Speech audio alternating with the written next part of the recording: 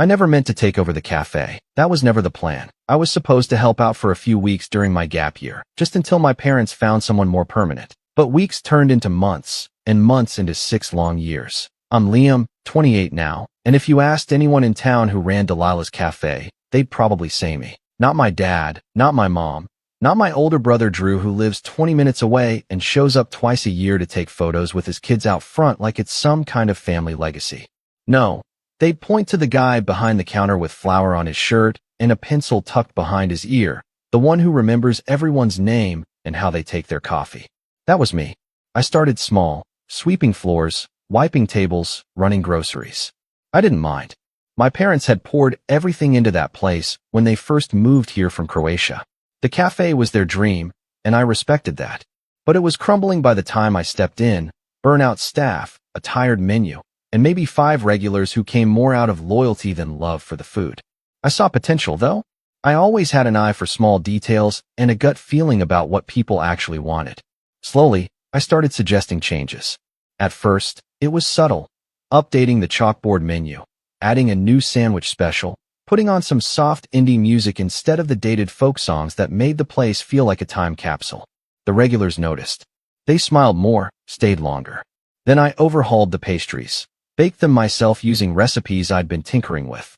Suddenly, people were asking for the almond croissants, then the sourdough, then the whole breakfast board I came up with on a whim one Saturday morning. My mom was skeptical at first. She'd always been more comfortable in the kitchen, working behind the scenes. My dad, on the other hand, seemed grateful. "You have a good head, Liam," he told me once, when I stayed up all night balancing the books and found a supplier that cut our costs by 15%. "You're helping us survive." That meant the world to me. But even back then, there were cracks. Whenever Drew came to visit, it was like I turned invisible. He'd waltz in, throw his arms around my parents, and say, "You know, if you ever want to franchise this place, I've got connections." He was in real estate, flipped houses, drove a BMW, had 2 kids, and a wife who only spoke to me when I brought up school tuition or daycare. My parents would beam at him like he was the golden child come down from the heavens. I'd be standing there, apron on, hands smelling like coffee grounds and yeast, and they wouldn't even introduce me as the manager. Just Liam's helping out. At first, I brushed it off. Old habits die hard. I figured eventually they'd come around. After all, I wasn't just helping anymore. I was running the place. I hired new staff, built an Instagram page that actually brought in business, ran promotions, created seasonal drinks, even organized poetry nights and small concerts that had lines out the door. My name wasn't on the deed, but in every other way, that cafe was mine. I loved it. Loved the early mornings, the smell of fresh cinnamon and espresso, the clatter of mugs, the low hum of conversation. It wasn't just a job. It was home. But there were moments, little moments, that chipped away at that illusion. Like the time my mom snapped at me for ordering more glassware without asking. "What if we can't pay for it?" she'd said, even though I'd already run the numbers and shown her the profit spike from the last event. Or the time I asked if I could take a weekend off, and she said, "But who will open? Not can we manage without you? Or you've earned a break. Just who will open?" As if I were a cog in a machine they didn't quite recognize as necessary. Still, I told myself it was cultural. My parents came from a generation where praise was rare and duty was everything. I kept my head down, pushed through. I figured one day they'd see it. One day they'd say, "This is yours now, Liam. You built this. We're proud of you." I didn't even care about the money. I hadn't drawn a paycheck in years. I lived in the tiny studio above the cafe, fixed the leaky sink myself, and used tips to buy groceries. My social life was basically non-existent. But I felt needed. Important. Like I was building something that mattered. That illusion shattered one Sunday morning, and it started, oddly enough, with a plate of pancakes. We had just finished brunch rush, and I was wiping down tables when Drew walked in, dressed like he'd stepped out of a golf magazine, button-down tucked into khakis, sunglasses perched on his head, expensive cologne trailing behind him. His kids ran straight to the pastry display, smudging their fingers on the glass. My parents lit up like Christmas trees. "Drew," my mom cooed, wiping her hands on her apron and rushing to hug him. "We didn't know you were coming." "Surprise visit," he grinned. "Thought I'd bring the kids for some of that famous sourdough." I nodded at him, gave a quick wave to the kids. "We sold out an hour ago," I said, glancing at the near-empty shelves. But I can make you some pancakes if you want. Just give me 15 minutes. He laughed and said, Nah, I'm not a fan of carbs unless it's from a bottle of wine, and winked. My dad chuckled like it was the funniest thing in the world. I turned to go back to the kitchen when I heard Drew say, Actually, I wanted to talk to you guys about something. Do you have a second? The three of them moved to the back office. I stayed out front, wiped down the espresso machine, restocked lids, rearranged the mugs. 15 minutes passed, then 30, then 45. When they finally emerged, my mom was dabbing at her eyes, and my dad looked like he'd aged 10 years. Drew gave me a grin as he passed and patted me on the shoulder. Good to see you, little bro. I knew something was off. I could feel it in my gut. But it wasn't until 2 days later, when I walked into the office and found a manila folder with legal documents sitting open on the desk, that I realized just how far they'd gone. My parents had transferred the cafe's ownership, the deed, the business license, everything, into Drew's name. I stared at the signature line. My dad's handwriting was unmistakable. Under it, Drew's name was scrawled in that familiar, cocky script. I flipped through the pages in disbelief. No mention of me. No clause about transition. Just a clean handover. I confronted them that evening. My voice was shaking, not with rage, but something worse. Disbelief. Betrayal. Why would you do this without telling me? I asked, holding up the folder like it was radioactive. I've been running this place for 6 years. You said this was our family business. My mom couldn't look at me. My dad sighed and rubbed the bridge of his nose. You don't understand, Liam, he said quietly. Drew has kids. He needs something stable. He's family. I stared at him. I'm family. You're single. You don't have mouths to feed. My mom said, finally meeting my eyes. Drew has responsibilities. So do I. I snapped. I've been living here, working nonstop, keeping this place afloat while you two stepped back. I built the brunch menu. I trained every employee. I designed the new logo. You can't just hand it off like I'm some temp. We're not cutting you out, my dad said. You can stay on. Drew said he'd keep you as manager. I think something broke in me right then. Not loudly. Quietly. Like a string snapping inside a violin. I set the folder down. Walked to the kitchen. Took off my apron. Hung it on the hook. Then I left. No yelling. No slammed doors. Just silence. A week went by. I stayed with a friend on the other side of town. Slept on their couch. Didn't check my phone. Didn't go near the cafe. I felt hollow. Like I'd been sleepwalking for years, and finally woke up to find the dream was never mine. Then, one night, exactly a week later, my phone buzzed at midnight. My dad's name flashed across the screen.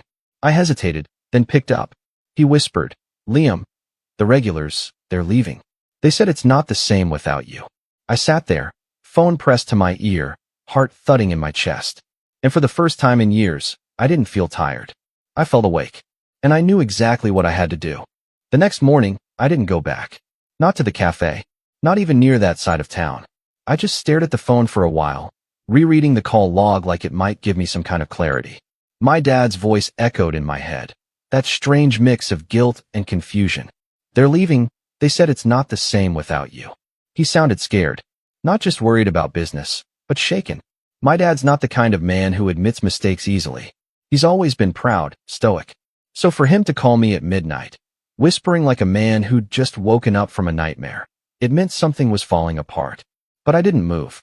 I couldn't. I'd given 6 years of my life to that place. 6 years of early mornings and late nights. 6 years without weekends. 6 years of helping out, without so much as a salary, just vague promises and pats on the back. And for what? So they could hand it over to Drew like it was a spare set of car keys? Still, something in me wanted to know. Not to go back, not yet, but to see. So that afternoon, I parked a few blocks down and walked by Delilah's cafe like a stranger. I stood across the street, behind a lamppost, hoodie up. The sidewalk was empty. Normally, around this time, there'd be couples sitting outside sipping iced lattes. There'd be chatter, music through the speakers, the hum of something alive. Instead, it looked gray. There was no music. The chalkboard was still blank. No specials. No quote of the day. I used to scribble in colored chalk. One of the chairs out front was missing a leg. The flowers in the planters were wilted. I felt it in my chest. Like watching something you love slowly drown, and knowing you weren't the one who let go, but they told everyone else you did. A few days later, I got a text from Nina, one of the baristas I hired 2 years ago. She was 22, in college, and had never worked in food service before, but she was sharp, kind, and fast. I trained her myself. Her message just said, "I quit today. It's a mess. Can we talk?" We met up at a tiny boba spot near the park. She looked tired, hair tied up in a messy bun, her black apron still in her tote bag. She barely touched her drink. "Liam," she said, not even trying to hide the frustration in her voice. "It's like they don't even know how the place works. Drew shows up for an hour, walks around like he's the CEO, then leaves. Your mom's back in the kitchen, but she won't take suggestions. Your dad just sits at the register, but he doesn't know the new system you set up. I tried showing him how the iPad works, and he told me not to be disrespectful. I stayed quiet, sipping my tea. They ran out of almond milk yesterday. You know how many people ask for that? A ton. One of the regulars, Mary, the one with the knit hat, she came in, asked where you were. When I said you weren't around, she just frowned and left. Didn't even order. That hurt more than I expected. I'm not the only one quitting," Nina said. "Sam's out. Jade's on the fence. If Drew doesn't learn how to do a pour-over soon, the customers are gonna riot." She paused, then looked at me closely. Are you okay?" That question. No one had asked me that in a long time. Not sincerely. Not without following it up with, "Hey, can you cover my shift?" Or, "By the way, we need to reorder oat milk." I don't know, I admitted. I thought I was. But I feel like I've been watching a slow car crash. And somehow, I'm still in the driver's seat. Nina reached across the table and gave my hand a squeeze. "You built something real, Liam. They don't know how to run it without you. But that's not your problem anymore." I wanted to believe that. I really did. But the problem was, it still felt like mine. Like something I left behind in the rain. That night, I got a call from a blocked number. I let it go to voicemail. Later, I listened. It was my mom. "Liam, it's me.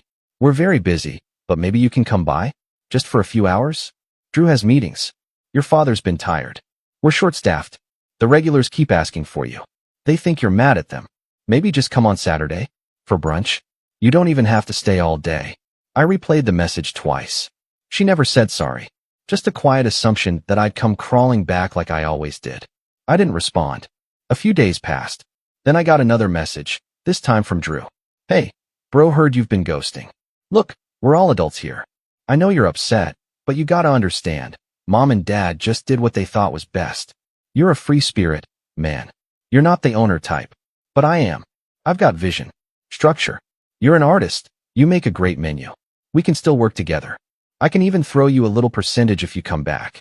Just don't be dramatic, all right?" That was the first time I ever blocked his number. Something in me shifted after that. Not just sadness. Resolve. I'd been passive for too long. I let them call it helping out when I was doing full-time management. I let them say Drew needs stability like I didn't need anything at all. I let them take my work and hand it off like a birthday gift. So I started planning. Quietly. Carefully. But before that, I wanted to see it with my own eyes. The damage. The fallout. I needed to know how far the rot had spread. The opportunity came faster than expected. That Friday, I ran into Mr. Clancy at the farmer's market. He'd been one of our most loyal regulars. Ex-professor. Always wore suspenders. Drank cappuccinos with a sprinkle of cinnamon on top. I hadn't seen him in weeks. "Liam," he said, eyes lighting up. "My boy, where have you been? I thought you'd run off to Europe or something." I smiled awkwardly. "Something like that." He peered at me. "Place isn't the same without you. Service is slow. Scones are dry. Music sounds like someone's midlife crisis." I actually laughed at that. "You know," he added, "I tried giving Drew a suggestion, told him the ambience felt off. He told me, this isn't a retirement home." I haven't been back since. That night, I sat down and wrote a letter. Not a text. Not an email. A real, handwritten letter. To my parents. "You taught me that family means showing up. That hard work matters. That loyalty matters. I lived that for 6 years.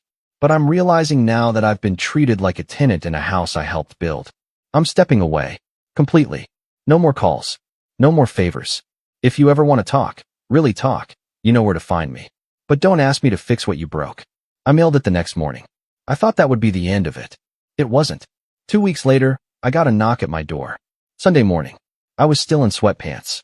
I opened it to find my dad standing there, holding a tray of muffins. Muffins I recognized. My recipe. He looked older, like someone had sucked the light out of him. I thought maybe we could talk, he said quietly. You got a minute? I didn't answer. I just stepped aside. He sat down on the couch, set the tray down, and stared at his hands. Drew's gone, he said finally. He said it was too much. Took the kids to Florida. Said we weren't listening to his ideas. Said the cafe was outdated. I blinked. He left. Dad nodded. Took your mother's SUV. Said he'd mail the keys. I felt a mix of emotions. Not joy. Not even satisfaction. Just disbelief. He was only there for 5 weeks. I said. I know, Dad said. I was stupid. We both were. We thought he could handle it. Thought you'd always be there, so we didn't have to ask. There it was. The truth. I'm sorry, Liam, he whispered. I think I always assumed you'd never leave. That we didn't have to deserve you. But the cafe, it's falling apart.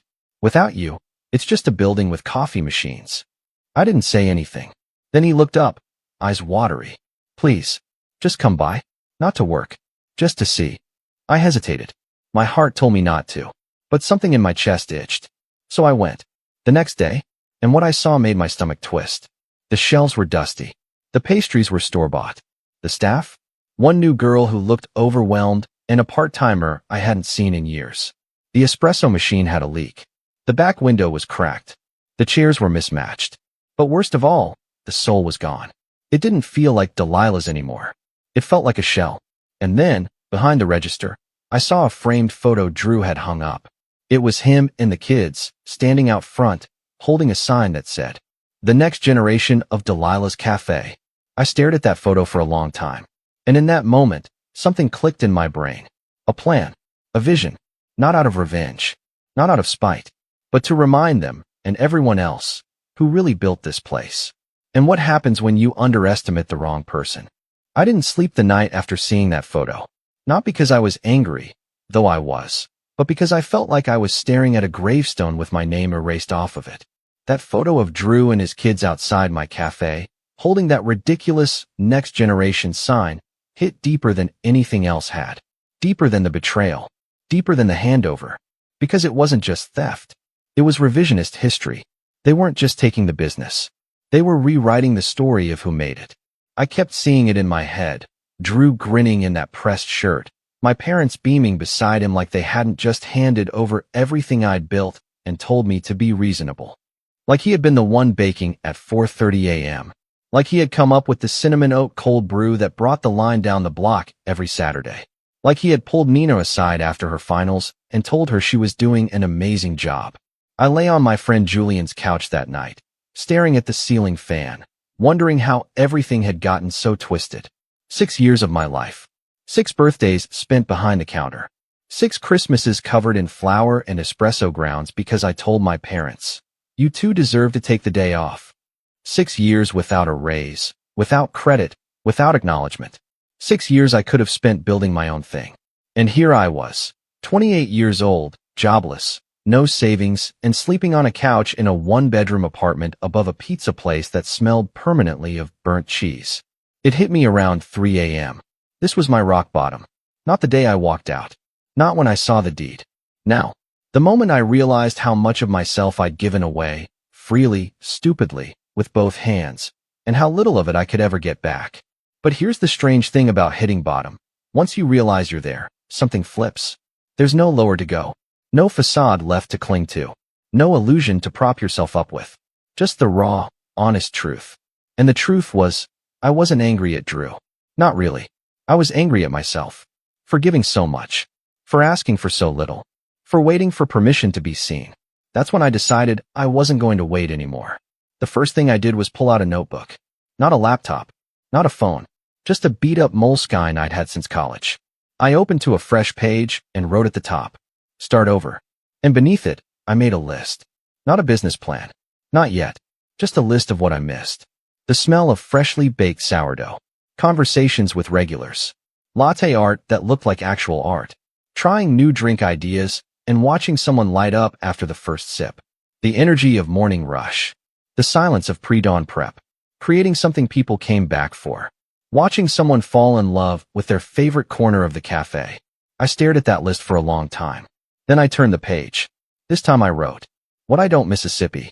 being invisible, being taken for granted, being the helper, living in a space I couldn't call mine, being controlled by guilt, waiting for recognition that never came, living someone else's version of family business. That list was longer. It was the clearest I'd felt in months, maybe years. I spent the next week applying for jobs just to get some cash flow. Barista work, catering gigs, baking prep, anything.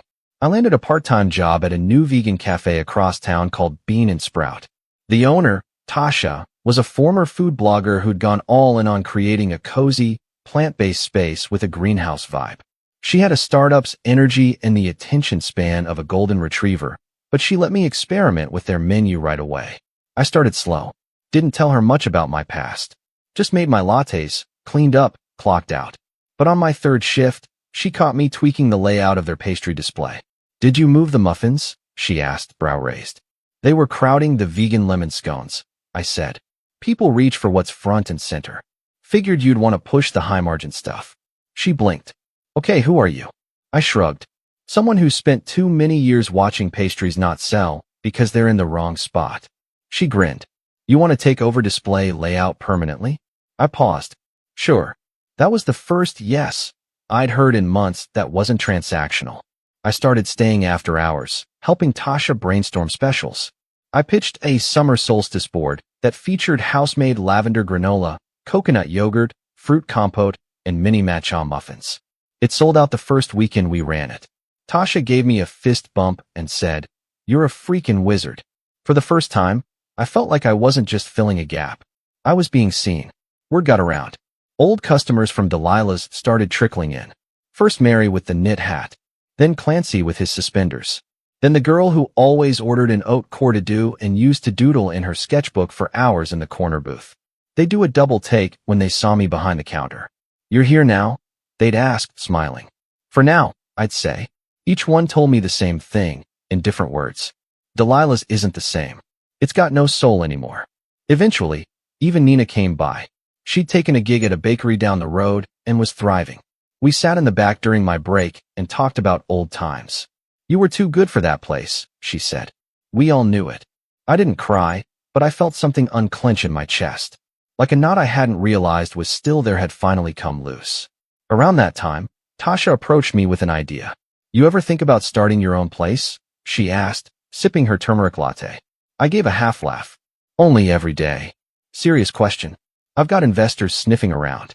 They want to open a second location. I'm not ready. But you? You're kind of built for it." I looked at her, stunned. "Are you offering?" "I'm saying," she said, leaning in, "if you want to do something yours, I'll back you. Or at least help you find someone who will." I went home that night and didn't sleep again. Not from dread this time. From possibility. Within 2 months, I drafted a full concept. It wasn't Delilah's 2.0.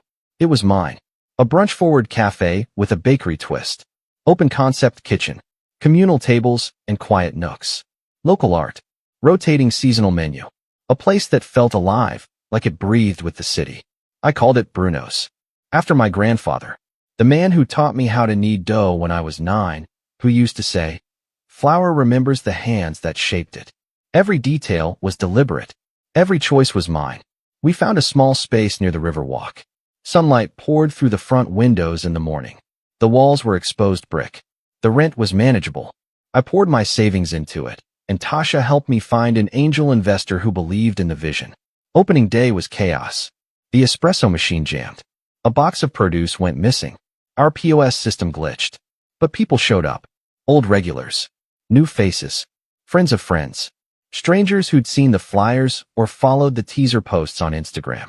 I stood behind the counter, apron on, hands slightly trembling.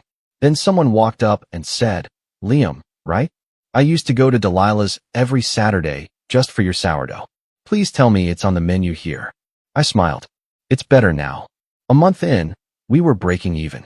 2 months in, we had a write-up in a local food blog. 3 months in, we were booking out weekend brunch slots a week ahead. Customers brought their friends.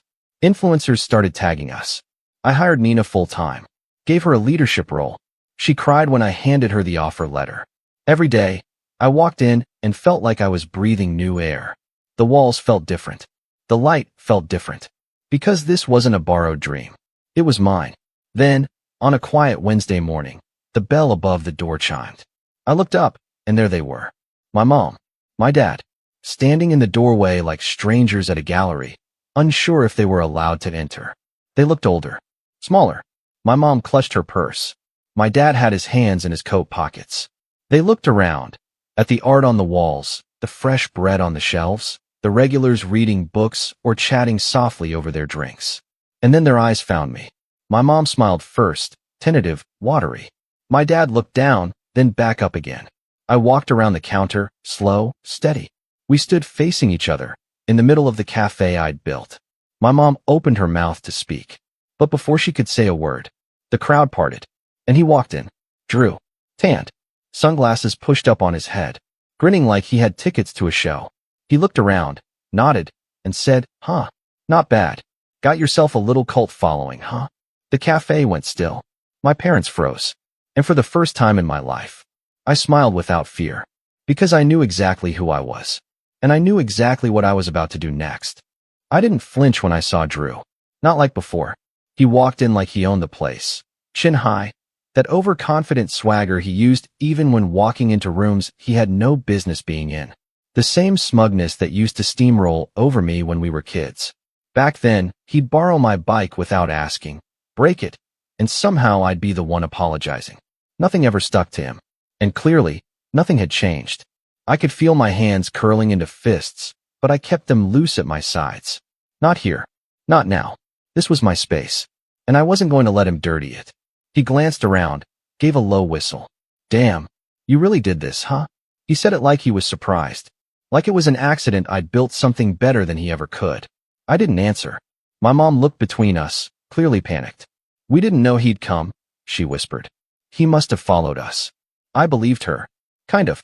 But the damage had already been done. Drew's presence had shifted the energy. Customers were glancing over now. Quiet murmurs rippled through the cafe. Drew stepped closer. "You got a table? I'm starving. Thought maybe we could catch up, little bro." He grinned, like the past year hadn't happened. Like he hadn't hijacked everything I'd built and called it his own. Like I hadn't vanished from my own life for half a year because of him. I let the silence stretch. Then I said, loud enough for the nearest tables to hear, "This cafe doesn't serve parasites." A few gasps. One soft laugh from someone near the window. My mom's face paled. My dad looked down again. Drew's grin faltered. "Okay," he said, that cocky edge starting to crack. "You've had your fun. Now maybe let's talk like adults." "You mean the way you talk like an adult, when you forged your way onto a deed and told the staff I was just a helper?" I asked, still calm. Still ice. My voice wasn't shaking anymore. Drew looked uncomfortable now. "You walked out. No one kicked you out." I took a slow step forward. "You took everything I built," I said, voice quiet, but with weight behind every word. "The menu I created, the staff I trained, the atmosphere I cultivated, and you ran it into the ground in 6 weeks." His nostrils flared. "I tried to save it. You were just playing pretend. That place wasn't sustainable." "Funny," I said, folding my arms, "because it's been more than sustainable here. Without you. Without them. Without anyone but the people who actually care." I turned to my parents then. My mom looked like she was on the verge of tears. My dad, stoic, unreadable. But he didn't speak. They never spoke when it counted. "You shouldn't have brought him," I said to them. "If this was your idea of a peace offering, it's as tone-deaf as everything else has been." I turned to go, but my dad suddenly spoke. "You're right," he said. I stopped. The whole cafe seemed to pause with me. He looked at Drew, then at the customers, then back at me. "You're right," he repeated. "We made a mistake, and we've been living with it ever since." Drew blinked. "What, Dad? You threw it away," my dad said sharply, not even looking at him. "You didn't want the cafe. You wanted control." My mom put her hand over her mouth. I stood still, trying to process what I'd just heard. The apology I thought I'd never get, but now it didn't feel like a victory. Because it wasn't about words anymore. It was about consequences. And that's when the ideas started to form. After they left, I sat with Tasha in the back office. She had that look in her eyes again, the one she got when she was about to do something reckless and brilliant. "So what's the play?" she asked. I looked at her. "I'm going to take back everything they gave him." She raised an eyebrow. "You want to reopen Delilah's?" "No," I said. "I want to bury it." She nodded slowly. Tell me everything. So I did. Over the next few hours, we hatched a plan. The rise of Bruno's had already proven I could build something better, but now I wanted to expose how hollow their version of Delilah's had become. Not just to our regulars, but to the whole community. Because here's what I realized. Drew didn't just rob me of ownership. He tried to rob me of identity, of authorship, of narrative. He wanted to be the face of something I built with blood, sweat, and soul. He wanted to wear my story like a coat. So I was going to take it back, publicly, smartly, and with the kind of precision he'd never see coming. Step 1. Reclaim the regulars. It started with invitations. Handwritten. Personalized. Every former Delilah's regular I could remember got one. I still had the old customer log in a notebook, names, drinks, favorite seats. The invitation was simple. You knew me at Delilah's. Now come see what I've built. One weekend only. VIP preview of Bruno's autumn brunch menu. For our original supporters only. I sealed each one with a wax stamp. Made it feel exclusive. Intentional. That weekend, they came in droves. Clancy, Mary, the sketchbook girl. Dozens of them. Some I hadn't seen in a year. They gasped at the design. Took pictures. Hugged me. Told stories. One whispered, I knew you had something special, Liam. I'm so glad you finally got your own place. I didn't just reclaim them. I reminded them of who I was. Who I'd always been. Step 2. Expose the collapse. I reached out to Nina and the other former staff who had fled Delilah's after Drew took over. We met at a tiny wine bar one evening. I bought the first round. Tell me everything, I said. And oh boy, did they tell me. Drew had tried to cut costs by using frozen pastries. He canceled the poetry nights and community events. He replaced the chalkboard with a generic wall sign. He tried firing an employee for talking back when they asked for a second mop. He told customers that too much art makes the place look cluttered. I took notes, dates, incidents. Then I called a friend from the local food blog, the same one who had written a glowing piece on Bruno's 2 months earlier. I've got to follow up, I told her. But it's more than a review.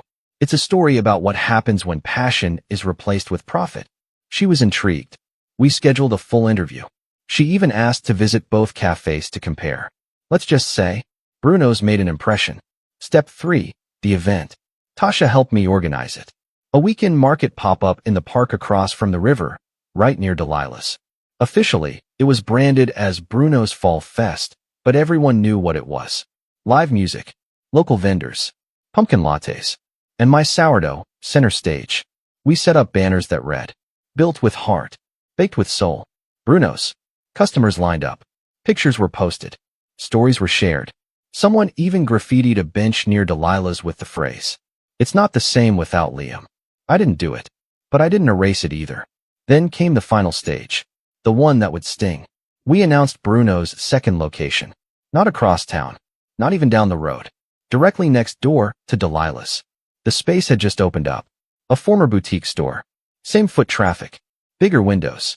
I made the deposit the next day.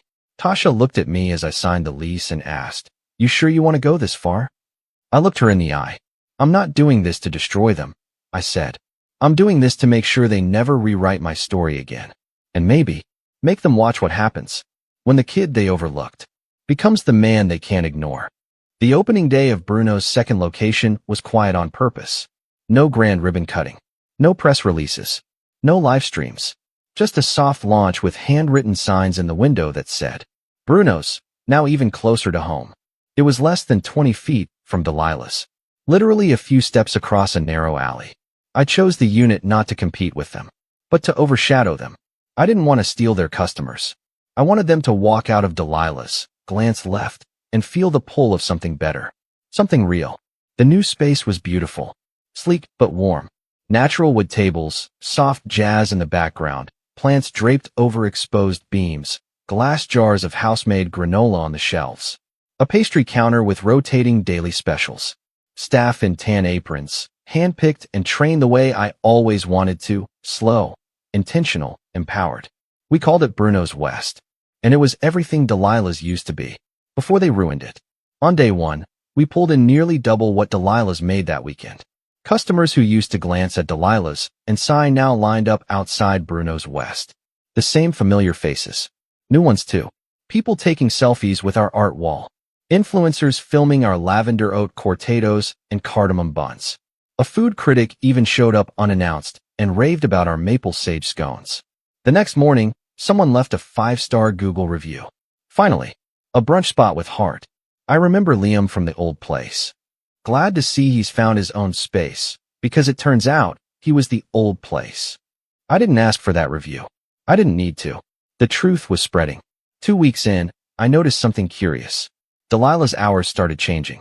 First, they reduced their brunch days from 5 to 3. Then they stopped opening on Mondays entirely. I passed by occasionally, never went in. But I saw the signs. The windows got dustier. The chalkboard, which someone had apparently returned to, now had messy handwriting and last week's date still on it. The planters out front were empty. The baristas looked tired, bored. The smell of fresh baking? Gone. It was dying. Not because I stole anything, but because there had never been a soul in Delilah's without me. They just didn't know it until it was too late. Then came the article. Remember that local food blogger I'd spoken to months ago? She published a long-form feature titled, "The Cafe That Forgot Its Heart and the One That Found It." It was brilliant. She never named names, but she didn't have to. She detailed the story of a family-run cafe that lost its spirit after a quiet, unacknowledged shift in ownership, and how its former baker left, started something new, and built a space rooted in authenticity, community, and love. She called it a parable of modern entrepreneurship and silent betrayal. It went semi-viral. Locals shared it. Foodies reposted it. Even a regional magazine reached out about profiling Bruno's. The final paragraph hit like a hammer. Sometimes the ones who build quietly are the ones you underestimate the longest. Until suddenly, they're the only ones left standing. A few days after the article dropped, I got a voicemail. It was from Drew. He didn't even say hi. Just, "Congrats, man. You won. Hope it was worth it." No apology. No ownership. Just a sulky tone from a man who thought he was invincible and found out. Too late. That legacy isn't inherited. It's earned. I didn't call him back. That same week, Tasha texted me a photo someone had sent her. It was a screenshot of Delilah's Yelp page. The top review? "Used to love this place. Not anymore. Ever since the change in management, it's been a shadow of what it was. Go to Bruno's instead. It's where the magic went." I stared at the photo for a long time.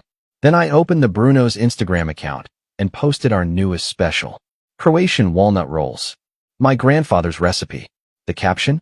"Some roots run too deep to be torn up."